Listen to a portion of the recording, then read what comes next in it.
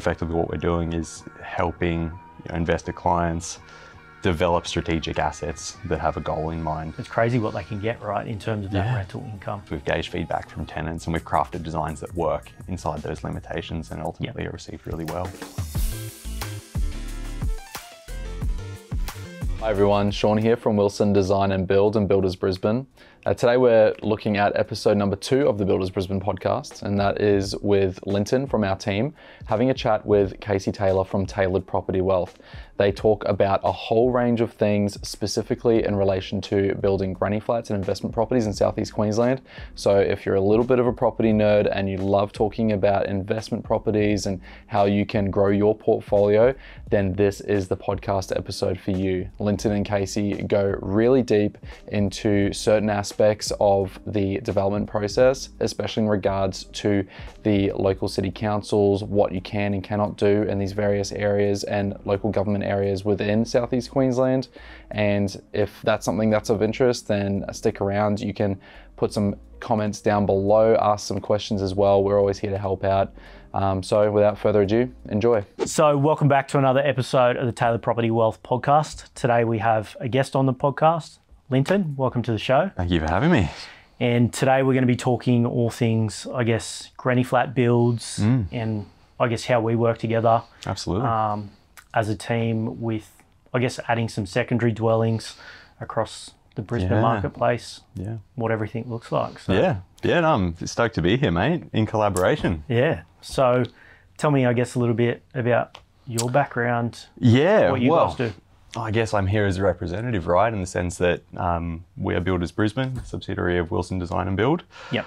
Long-term building company, family-owned, multiple generation. I guess probably the easiest way to break it down and you know how we started working together is from a business standpoint, there's 2 wings to our business. Wilson Design and Build is our custom design homes. And then Builders Brisbane, which is the side of the business that I'm operating, is effectively our investment wing. So we work with a lot of people like yourself, buyers agents, brokers, investors across the board. So Builders Brisbane effectively works and has become very ingrained into the fabric of the investment space in Queensland for quite a while. But you know, as this side of the business, effectively what we're doing is helping investor clients develop strategic assets that have a goal in mind. So we do a lot in the space of secondary dwellings. We do dual occupancies, we do duplexes, we do investment grade homes, townhouses. But effectively, it's more of the strategy-driven builds that we're helping people put together. Yeah. And I guess for me, as a buyer's agent, working with you guys, we focus a lot on that due diligence process, purchasing those properties where you can add on some of those secondary dwellings. So it's great to have you guys on board as part of that team to be able to help out and add cash flow, add supply to, I guess, a marketplace as well that kind of needs that supply at the moment, right? 100%. The undersupply that we're working with in Queensland is astronomical. But on the investor side, obviously, it affords an opportunity, right? In the sense that, you know, there is the ability within planning schemes in different LGAs all over the place to be able to establish secondary dwellings, look to free up a little bit more cash flow from the portfolio ultimately. And, you know, working with yourself and some other buyers agents, we kind of fill that gap. And we come into the process early. You know, we work through the due diligence. Obviously, when you're working with a client who's purchasing, investing a large sum of money into a strategic asset, with the goal being to, you know, pull the trigger on a granny flat or whatever the outcome may be, there's some hefty due diligence involved in that, and we're looped in right from the get-go, so your clients have got that peace of mind. And I think it's great as part of the team. I always just reach out, get your ideas, your feedback, your feasibility on that, which is just great. So right from the start, you're doing all your due diligence in the correct line and see what the options are, I guess when purchasing. Well, absolutely. And I mean, as you know, right, you work with a client who's very focused. They come in with a clearly defined strategy, and sometimes it's just value add for people in the sense too that maybe they are just looking to get into their first investment property and they want to know exactly what they can and can't do moving forward. So we kind of fill that lane on both sides. And that's what I say to clients all the time. Sometimes it might be part of the strategy, but we find a property where you can do the granny flat. And I'm like, you might never have to or want to do this, but it's that option in the future where you can come back, add some supply, create 100%. Some cash flow. And future planning is exactly right. Future planning, maybe it wasn't initially part of the strategy, but somewhere down the line, the seed is planted. Oh man, I can actually look at doing that. I can come away, I can put together a little bit more of a deposit. I can go and pull the trigger on a granny flat. I know approximately what that's going to look like, how it's going to come together, roughly what it's going to cost, and what that yield's going to look like. And then obviously they can sit with you and plan that move in the future. But yeah, it's really, really exciting. Yeah. And that granny flat or secondary dwelling isn't like the clapped out granny flat that people think about like 20, 30 years ago with the spider webs out the back or whatever. Hey, it's no, you're 100% right. It's a weird stigma that granny flat term is probably pretty antiquated now. Yeah. It's definitely, sort of tiny homes, I suppose, is the new norm. Long gone are the days when you're dealing with that sort of demountable stuff in the backyard. Everything that we build is, everything that we build on the granny flat side is built to the exact same specifications that we build any of our homes, right? So they are really, really nice, tidy little dwellings. And it's important. You want to tread that line. Ultimately, a granny flat, for the most part, is a cash flow tool. Yeah. So you want to tread that line really, really closely with what you're spending versus the tangible yield, knowing that there's going to be a ceiling, typically based on the number of bedrooms and the area that you're going into. Yeah. But you want quality at the end of the day. You want to have something that a tenant's going to walk into and have it not feel like the demountable stuff in the backyard. You want a really, really nice, well-developed, well-structured private little home, and that's what we're doing. Yeah.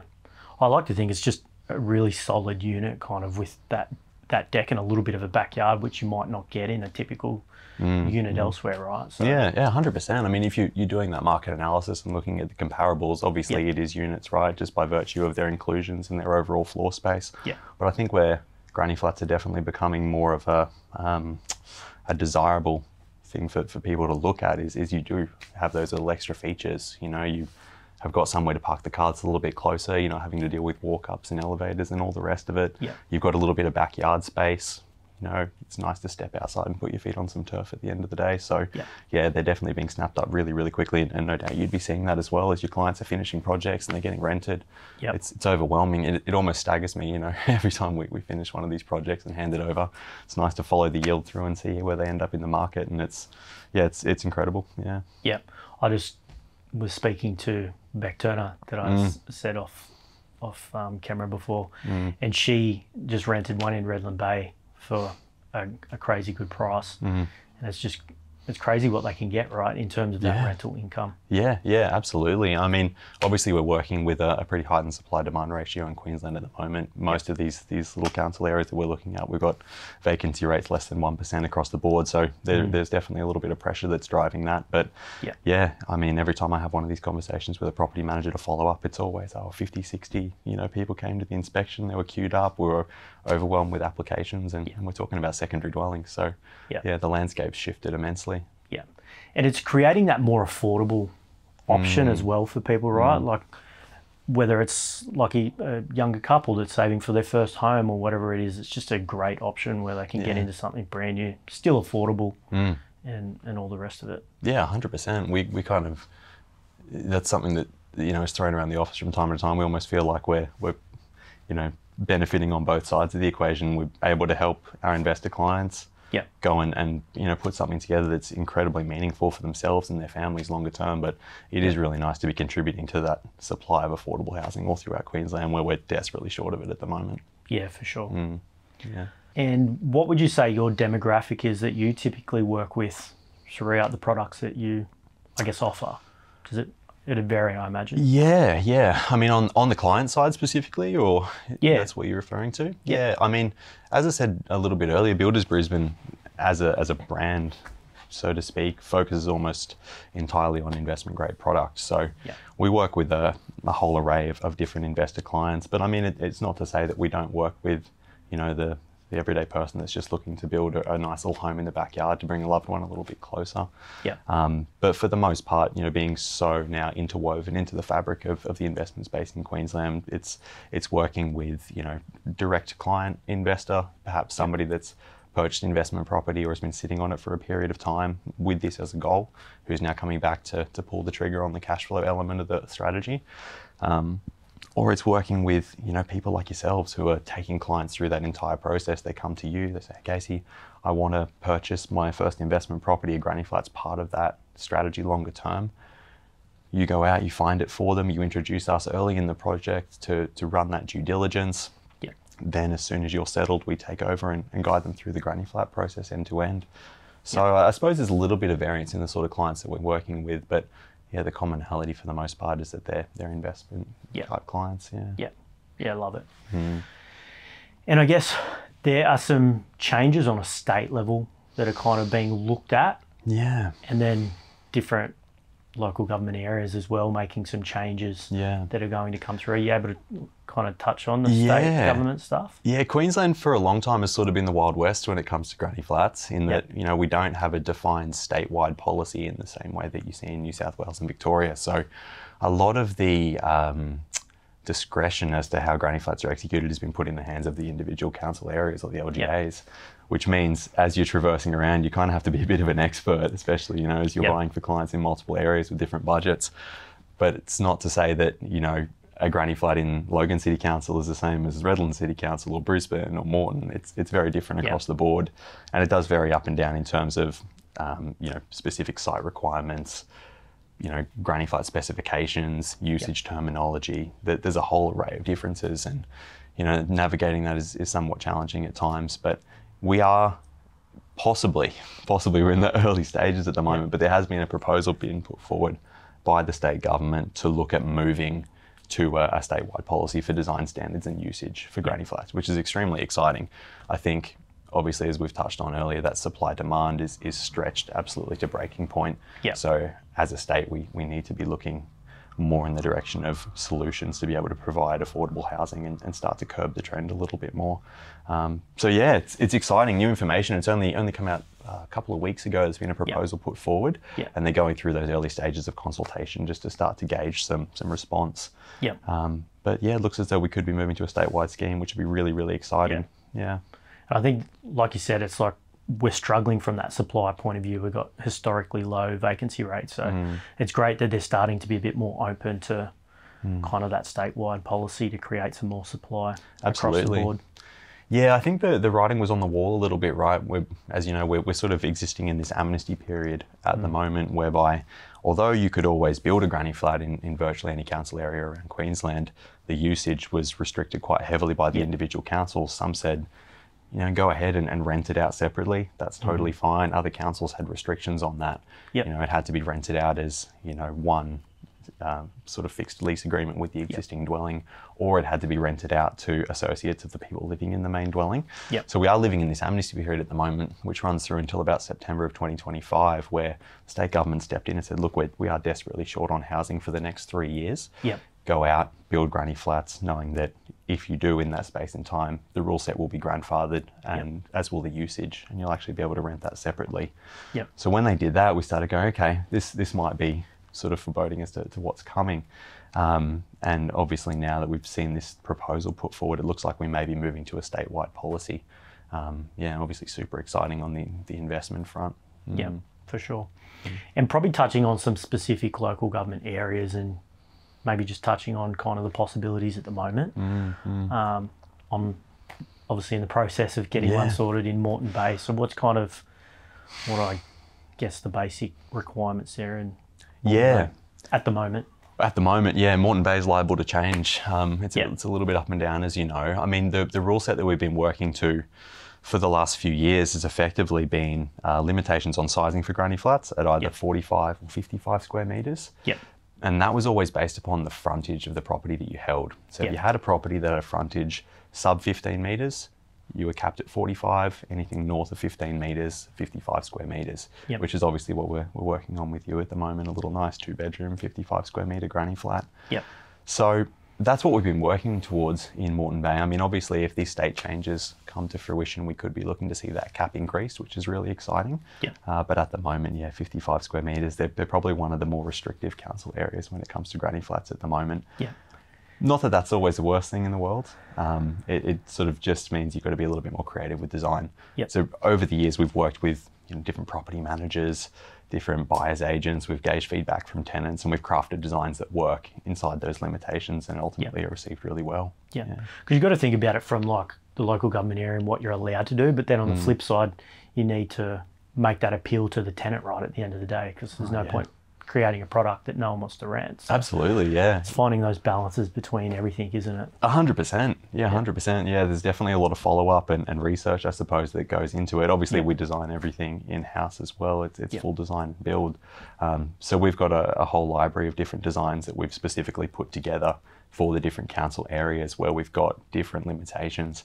And all of those designs have been collaboratively put together based on tenant feedback. Okay, how was that design received in the market? It was picked up really well. Any feedback from tenants? Cool. Can we take that, apply it, tweak the design if necessary? Yeah. Ultimately, you just want to be constantly putting out product in the market that is strategically driven to give the best outcome for obviously the tenants, but also for our investor clients at the end of the day, knowing that Granny Flat is a cash flow tool. You want it to be received really well. And I'm a big believer of those small 1%ers. So if you can make those small 1%er changes to appeal to tenants and get the best out of the product, it's awesome. Absolutely, yeah. We wouldn't be doing our job correctly if we weren't putting the focus on it. Yeah. And with Moreton Bay at the moment, so there is the restriction around the occupancy. That's obviously grandfathered, if I'm correct, until, is that September next year that you can rent to 2 separate households? That's correct, yeah. So that statewide amnesty period expires, it's approximately September of 2025.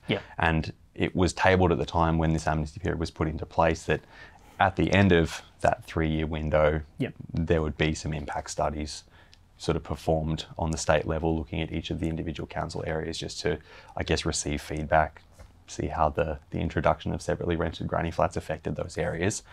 After which time they would look at, you know, whether or not they would move to a statewide policy or whether they would elect to put the usage terminology back in the hands of the individual council areas. And that's kind of where we're getting to now. And obviously the proposals come through for a statewide policy. So I think the due diligence is happening across the board. And then we'll see an outcome hopefully quite soon. Trending in the right direction to be. Well, fingers crossed. Positive. I mean, I think we're screaming out for solutions for affordable housing, right? So, yeah, I think that's ultimately the direction that we'll end up taking, or at least I really hope so. And that's, it's like a solution to be able to help alleviate the rental crisis, add supply that we desperately need. Absolutely. So yeah. I think it's a positive.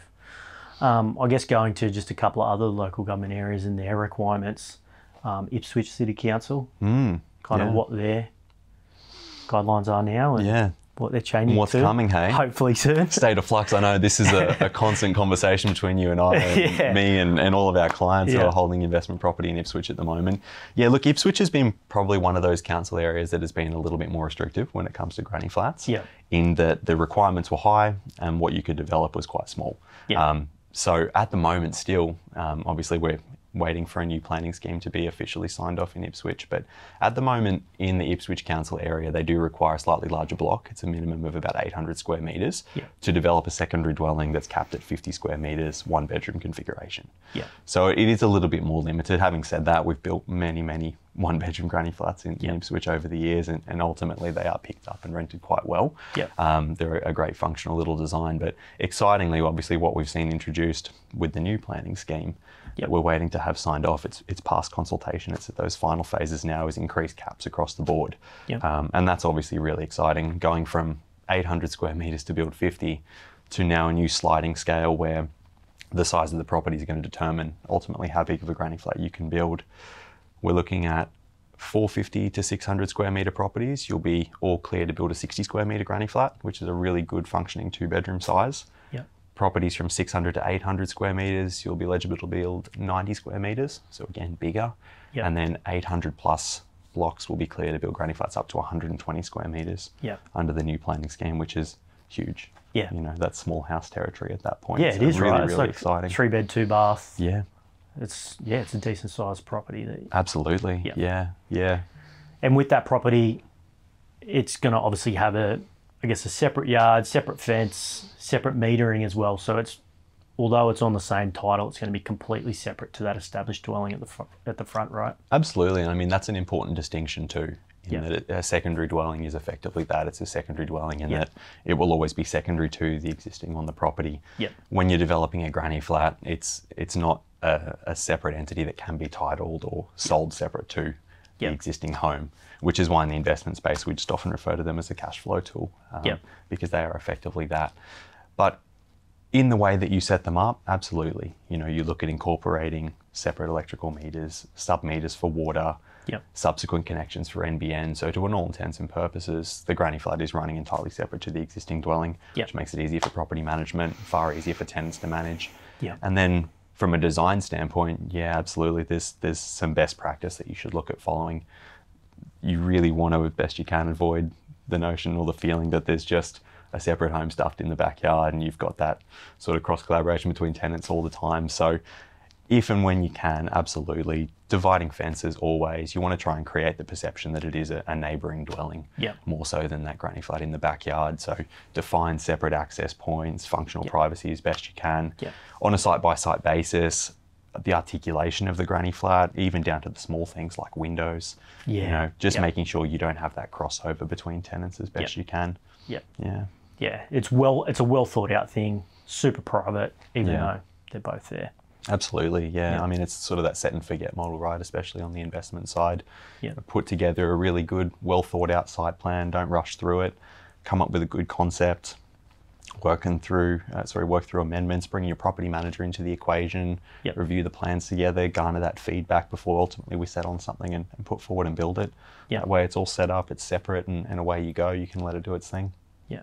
So a lot of moving parts, a lot of people in the team to be able to get it all right from all different perspectives, right? I suppose so. I suppose so. But I mean, always you want the outcome to be meaningful, right? And that takes a little bit of time to do that sometimes. You got to do it right. For sure. But working together in the way that we do, I think we achieve that really well. You know, we're bought in from day dot. From the moment you first go under contract on that property, you've passed it through all of your checks to understand that it is definitely possible to get a granny flat on there.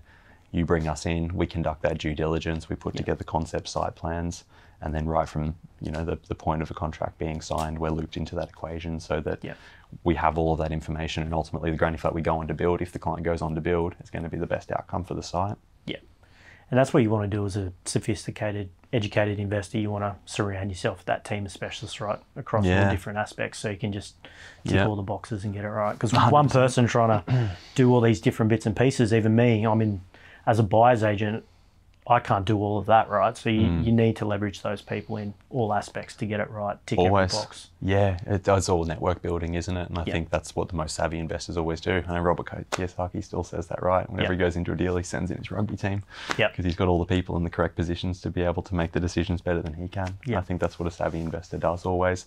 And at Builders Brisbane, we just sort of form one of those roles, right? 100%.